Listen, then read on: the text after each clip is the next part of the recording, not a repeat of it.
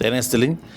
በአውሮፓ ቻምፒየንስ ሊግ በግማሽ ፍጻሜ ሁለተኛ ጨዋታ የመልስ ጨዋታ በፒኤስጂ እና አርሰናልን ፓርክ ደ ፕሪንስ ላይ አገናኝቶ ነበር። በጨዋታው ፒኤስጂ 2-1 በሆነ ውጤት አሸንፏል። በአጠቃላይ ውጤት 3-1 በሆነ ውጤት በማሸነፍ ሙኒክ ላይ ለሚደረገው የአውሮፓ ቻምፒየንስ ሊግ ፍጻሜ ከኢንተር ሚላን ጋር የሚገናኘው ቡድን ሆኗል ማለት ነው። እንግዲህ እንደምናስታውሰው በኤሚሬትስ ጨዋታ ፒኤስጂ በኦስማን ዴምቤሌ አማካኝነት ባስቆጠረው ግብ 1-0 አሸንፎ ነበር ወደዚህ የመልስ ጨዋታ የመጣው ማለት ነው። በዛሬው ጨዋታ ፒኤስጂ የመጀመሪያውን ግብ በፋቢያን ሩይዝ አማካኝነት አስደናቂ በሆነ ከቦክስ ውጪ በተገኘች ግብ ቀዳሚ መሆን ችለው ነበር። በሁለተኛው አጋማሽ ተመሳሳይ በአሽራፍ ሀኪሚ አማካኝነት ሌላ አስደናቂ ግብ አስቆጥረው 2-0 መርተው በኋላ ላይ በቡካዮ ሳካ አማካኝነት አርሰናሎች አንድ ግብ አስቆጥረው ጨዋታው 2-1 በሆነ ውጤት ተጠናቋል። በጨዋታው ፒኤስጂዎች ፍጹም ቅጣት ምት አግኝተው ቪቲኒያ የመታውን የፍጹም ቅጣት ምት ዴቪድ ራያ አድኖበታል። እንግዲህ ስለ ጨዋታው የተወሰኑ ነጥቦችን ለማንሳት ጨዋታው እንደተጀመረ ምናልባት ባለፈው የኤሚሬትስ ጨዋታ ላይ እንደምናስታውሰው የመጀመሪያውን ወደ 25 የሚሆነውን ደቂቃ ፒኤስጂ አርሰናል እዛው ሜዳው ላይ በማፈን ከሜዳው እንዳይወጣ በማድረግ በኢነርጂም አደሴም ታይም ከኳስ ጋር ባለው ቴክኒካሊ ባላቸው ብቃት ጥራት በጣም እጅጉን የተሻለ ቡድን ነበር በመጀመሪያው 25 ደቂቃ ማለት ነው። በዚህን ጊዜ ውስጥ ነው እንግዲህ በኦስማን ዴምቤሌ አማካኝነት ግብ ማስቆጠር የቻሉት። በኋላ ላይ የመጀመሪያው አጋማሽ ሊጠናቀቅ 10-15 ደቂቃ በቀሩበት አጋጣሚ ነው አርሰናል ወደ ጨዋታው የበለጠ መመለስ ችሎ የማርቲኔሊ ኳስ የመጀመሪያው አጋማሽ ከመጠናቀቁ በፊት እንግዲህ እድል የተገኘችውና ያመከናት ማለት ነው። ከዛም በኋላ እንግዲህ ሰከንድ ሃፍ የተሻለው ቡድን አርሰናል ነበር። ትሮሳም በሰከንድ ሃፍ ላይ እንግዲህ ያገኘውን አጋጣሚ ነው እንግዲህ ዶናሩማ አስደናቂ ሁኔታ አድኖበት አርሰናሎች ሽንፈት አስተናግደው ኤሚሬትስ ላይ ወጡት። በትናንት ምሽቱ ጨዋታ በተቃራኒው አርሰናል የመጀመሪያውን ወደ 25 የሚጠጋ ደቂቃ ማለት እንችላለን አስደናቂ ነበሩ። በኢነርጂያቸው የሚደንቅ ነበር። ፒኤስጂ ተመሳሳይ ኤሚሬትስ ላይ ያደረገውን አይነት አርሰናሎች ፒኤስጂን በሜዳው አጋማሽ ላይ እዛው አፍኖ በማስቀረት ከኳስ ውጪ የሚገርም ኢነርጂ ነበራቸው። ከኳስ ጋርም በጣም ጥሩ ተለዋዋጭነት የፖዚሽናል ተለዋዋጭነት ነበረ። ሞር ፍሉይድ ነበረ። ኦልሞስት ሁሉም አውትፊልድ ፕሌየሮች ማለት እንችላለን በፒኤስጂ አጋማሽ ላይ ነበር የሚገኙ። በቂ ቁጥር ነበራቸው ፒኤስጂ አጋማሽ ላይ። ስለዚህ ኳሶችን በአግባቡ መቀባበል ችለዋል። ስፔሶችን ሲያገኙ ነበር። ጥሩ ኢንቴንሲቲ ነበረው። ቴምፖ ጥሩ ነበር። የኳሱ የቦል ሰርኩሌሽኑ በጣም ጥሩ ነበረ። በዚህም አጋጣሚ የመስመር አጥቂዎቻቸው ቡካዮ ሳካም ማርቲኔሊም በጥሩ ባላንስ የበለጠ ለፒኤስጂ የመስመር ተከላካዮች አደጋ ሲፈጥሩ ነበር። ቡካዮ ሳካ ከኑኖ ሜንዴዝ ብቻውንም ሳይሆን ከክቫራ ጋር ነው በብዛት ደብላፕ የሚያደርጉበት። እንደዛም ቢሆን የተወሰኑ ድሎችን ለመፍጠር ጥረት ሲያደርግ ነበር። በተቃራኒ ደግሞ ማርቲኔሊ አሽራፍ ሀኪሚን ሲያስቸግረው ተመልክተናል ማለት ነው። በመጀመሪያው አጋማሽ ማርቲኔሊ 4 ድሪብሎችን አስመዝግቦ ነው የወጣው። ይህም አጠቃላይ በሜዳ ላይ ከነበሩት የቀሩት ተጫዋቾች ተደምረው ካደረጉት ድሪብል በመጀመሪያው አጋማሽ የተሻለውን ቁጥር ያስመዘገበው ማርቲኔሊ ነው። ስለዚህ በሁለቱም በኩል ጥሩ ባላንስ የነበረው ጥሩ ኳስ መቀባበል የነበረው ጥሩ ኢነርጂ የነበረው አርሰናል ነበረ። ኳስ መያዝና ኢነርጂው ብቻ ሳይሆን የግብ ዕድሎችን መፍጠር ችለው ነበረ። የማርቲኔሊን ኳስም በአስደናቂ ሁኔታ ዶናሩማ አድኖታል። የማርቲን ኦዴጋርድ ሹትንም በሚገርም ሁኔታ ዶናሩማ አውጥቶበታል እና ዶናሩማ እነዚህ ኳሶችን ማዳን ይጠበቅበት ነበር ፒኤስጂን ጨዋታው ላይ ለማቆየት ማለት ነው። እና ድንቅ ነበሩ አርሰናሎች ማለት ነው። የበለጠ በተሻለ ሁኔታ ሪስክ ለመውሰድ የሞከረ ቡድን ይመስል ነበር አርሰናል። በመጀመሪያ 25 ደቂቃ እንደምናውቀው አርቴታ የበለጠ ለሲስተሙ ለስትራክቸሩ አትኩሮት የሚሰጥ የበለጠ ደግሞ ሪስክ መውሰድ ላይ ጥንቃቄ የሚያደርግ አይነት አሰልጣኝ ነው። ፍሉዲቲ ቡድኑ ቢኖረውም ስትራክቸሩ ላይ ቤዝ ያደረገ ፍሉዲቲ ነበር የምንመለከተበት።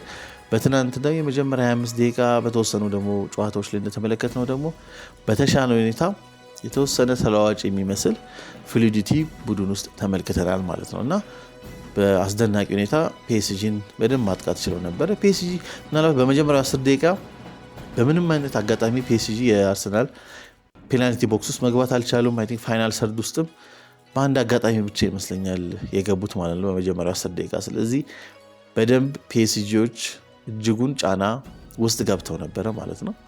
አንድ ፒኤስጂን ግን በዚህ ሁለቱ ጨዋታዎች የኤሚሬትስ እና የፓርክ ደ ፕሪንስ የትናንት ምሽቱ ጨዋታ የተመለከት ነው የበለጠ በሲዝኑ በተለይ ደግሞ ከሲዝኑ ከዲሴምበር ምናልባት 2025 ጃንዋሪ ከገባ በኋላ አስደናቂ ኳስ ቁጥጥር ኳስን ፖሰስ ማድረግ የሚችል በኃይለኛው ኢንቴንሲቲ የሚጫወት ዳይናሚክ የሆነ ተገማች ያልሆነ ተጫዋቾች ኢምፕሮቫይዝ የሚያደርጉበት ብዙ የግብ ዕድሎችን የሚፈጥር ግቦችንም የሚያስቆጥር ድንቅ ፒኤስጂ ነው እየተመለከትን የነበረው እስካሁን ድረስ ስንመጣ። ከኳስ ውጭም በሚገርም ኢንቴንሲቲ የሚጫወት ቡድን ነው። ወዲያው የተጋጣሚ ቡድንን በዛው የተጋጣሚ የግብ አካባቢ ወይም አጋማሽ ላይ በጫና በመፍጠር ኳስ ተቀብሎ ያን ወደ ማጥቃት አጋጣሚ ለመፍጠር የሚሞክር ቡድን ነበር። ኳስም መያዝ ሲፈልግ ኳስ ይዘል፣ ከፈለገ ደግሞ በቀጥታ በመስመር አጥቂዎቻቸው ማጥቃት ከፈለጉ በተመሳሳይ እንደዛ ማድረግ ይችሉ ነበር ማለት ነው። ይህንን ተመልክተናል። ይህን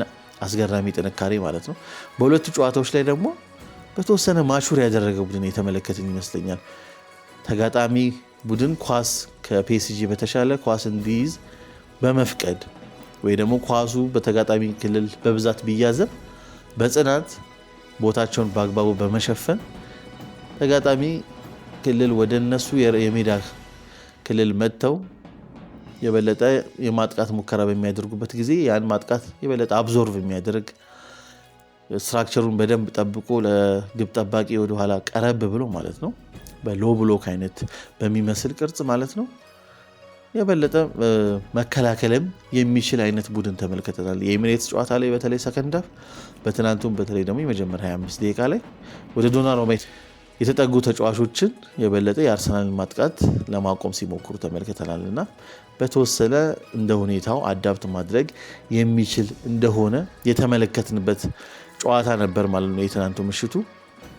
ነገር ግን አርሰናል ትልቁ እንግዲህ ችግር የነበረው ፒኤስጂ በኤሚሬትስ ጨዋታ በነበረው ብልጫ ላይ ጎልን አክሎ ነው እንግዲህ የተመለከት ነው። አርሰናል ግን በዛ በነበረው የ25 ደቂቃ ብልጫ ላይ የግብ ዕድሎችን ቢፈጥርም ግን ማስቆጠር አልቻለም ማለት ነው። በኋላ ላይ ይሄ ነገር ዋጋ ላይ ያስከፍለው እንደሚችል በዛ ኢንቴንሲቲ በዛ ኤነርጂ 90 ደቂቃ ሊቀጥል እንደማይችልና ግብ ባለማስቆጠር በዘለቀ ቁጥር ፒኤስጂ የበለጠ ወደ ጨዋታው እንደሚመለስ በኋላ ላይ ደግሞ ያን ኤነርጂንም እንደሚያጣው ያስታውቅ ነበር። ያም ነው የሆነው። የአርሰናል የበላይነት በነበረበት አጋጣሚ ላይ ነው እንግዲህ ከቆመ ኳስ የተሻገረውን ኳስ ለማውጣት የሞከረው ቶማስ ፓርቴ እንግዲህ ከሱ የተመለሰውን ኳስ በአስደናቂ ሁኔታ ፋቢያን ሩይዝ ያስቆጠረው ማለት ነው እና አርሰናል በነበረው ብልጫ ግብ ማስቆጠር አለመቻሉ በጣም እጅጉን የሚያስቆጭ ነበር ማለት ነው። በትናንቱ ጨዋታ ሌላ ያስተዋልኩት ነገር ብዙ የግለሰብ ስህተቶች በአርሰናል በኩል ስናስተውል ነበር። የበለጠ ሪስክ ለመውሰድ ሲሞክር ነበር ቡድኑ አንድ ተጫዋቾቹን የበለጠ ወደ ፒኤስጂ የሜዳ ክልል በማስጠጋት ማለት ነው። የመጨረሻ ኳስ በአንዳንድ አጋጣሚዎች እንደ ሉዊስ ስኬሊ አይነት ተጫዋች የመጨረሻ ተጫዋች ሆኖ ልንመለከተው እንችላለን። ወይ ደግሞ በሌሎች አጋጣሚዎች ቲምበር እንደዛ ቦታ ላይ ልናገኘው እንችላለን። ኳሶችን ዝም ብሎ ከመምታት ይልቅ በተሻለ ሁኔታ ተቀባብሎ የማጥቃት እድሎችን ለመፍጠር ሲሞክሩ ነበር። በዚህ አጋጣሚዎች ሉዊስ ስኬሊም ኳስ እንግዲህ ዲስፖሰስ ሲደረግ ተመልክተናል። ኳስ ሲቀማ ያም ወደ አርሰናል የሜዳ ክልል ወደ ዴቪድ ራያ ሄዶ የግብ ሙከራ ሲሆን ተመልክተናል ማለት ነው። ሞር ሪስክ ለመውሰድ በሞከረ ቁጥር ቡድኑ ኳሶችን እንግዲህ ሲያጣም ተመልክተናል ማለት ነው።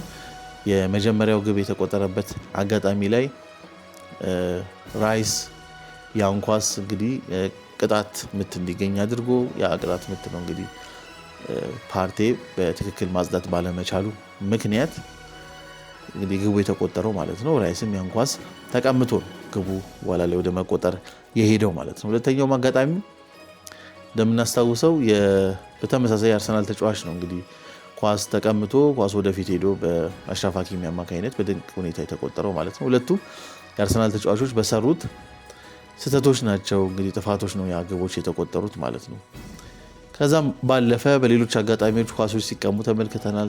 ሳሊባም በአንዳንድ አጋጣሚዎች ሚስፕሌስ የሆኑ ፓሶች ተመልክተናል በጨዋታው ላይ ማለት ነው።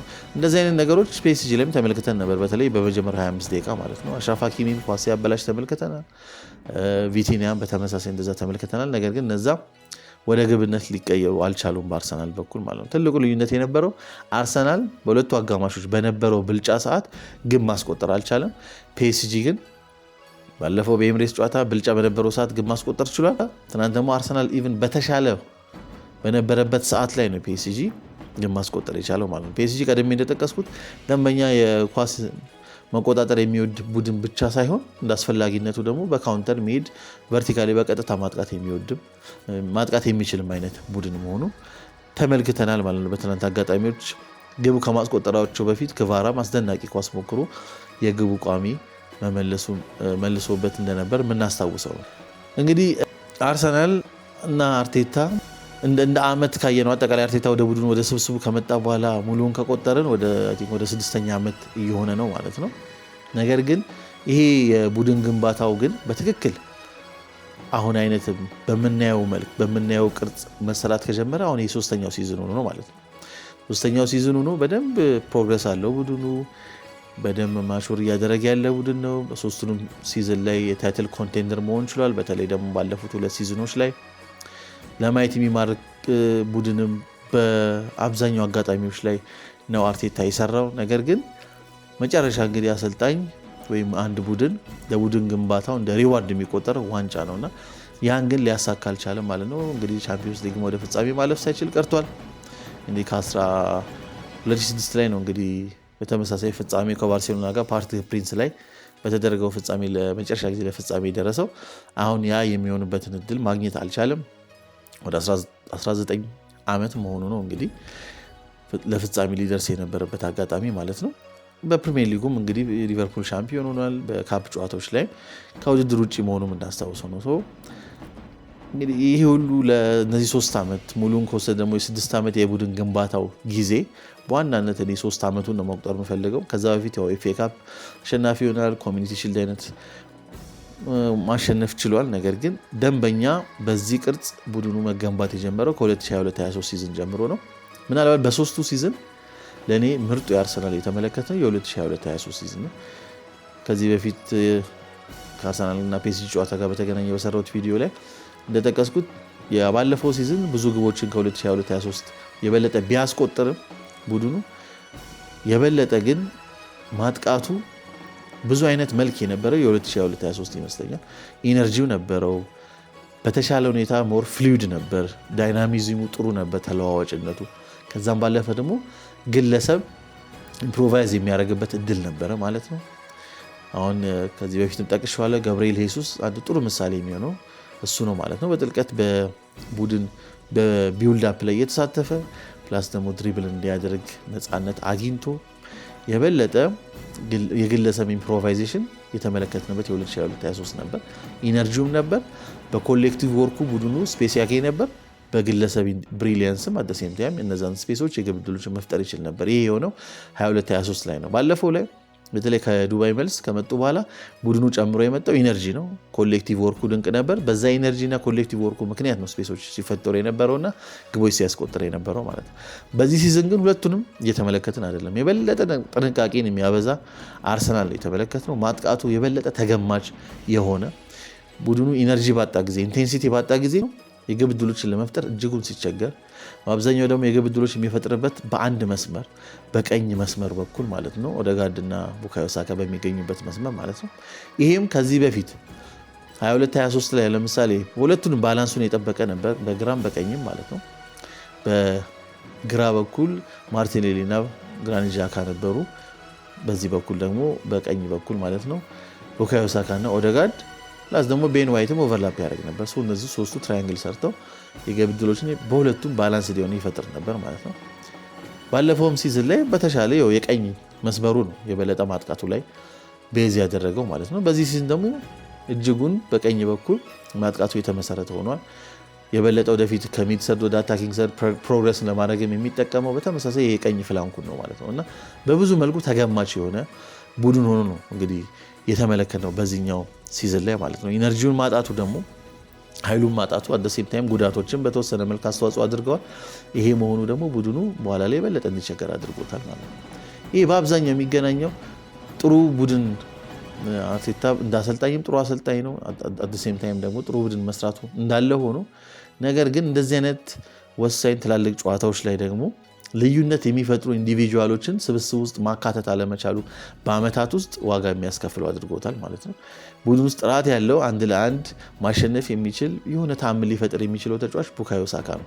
ሌሎቹ በኮሌክቲቭ በሆነው ወርክ ውስጥ ወይ ደግሞ በቡድን እንቅስቃሴ ውስጥ ሞር ኢንቴንሲቲ ጨምሮ ባለው የቡድን እንቅስቃሴ ውስጥ ነው ራሳቸውን የበለጠ ሊያሳዩ የሚችሉበት እድል የሚፈጠረው ስፔሶች የሚያገኙት ማለት ነው።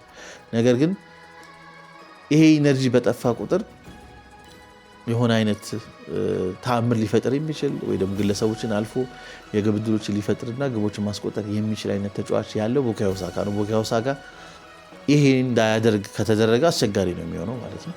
ፒኤስጂን ለተመለከተው በሁለቱም ጨዋታዎች ላይ ከኳስ ውጪ በቡካዮ ሳካ በኩል ኑኖ ሜንዴዝን አንድ ለአንድ እንዳያገኘው ክቫራ ከኳስ ውጪ አስገራሚ ግልጋሎት ሲሰጥ ነበር። ምናልባት አውሮፓ ላይ በጣም አስደናቂ የሆነ ዲፌንሲቭ አታከርስ ጥቀሱ ቢባል አንደኛው ልንጠቅሰው የምንችለው አይ ቲንክ ክቫራ ይመስለኛል። ቡካዮ ሳካም እዚህ ውስጥ ማካተት የምንችል ይመስለኛል።